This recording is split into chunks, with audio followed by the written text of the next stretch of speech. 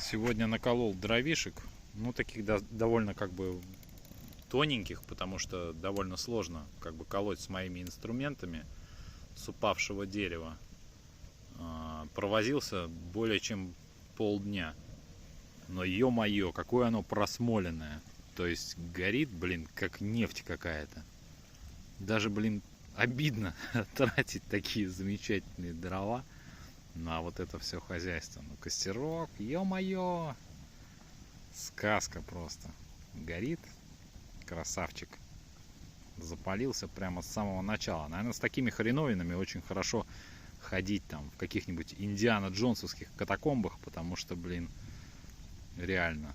То есть, и какая-то странная сосна. Может, я даже вообще ошибаюсь.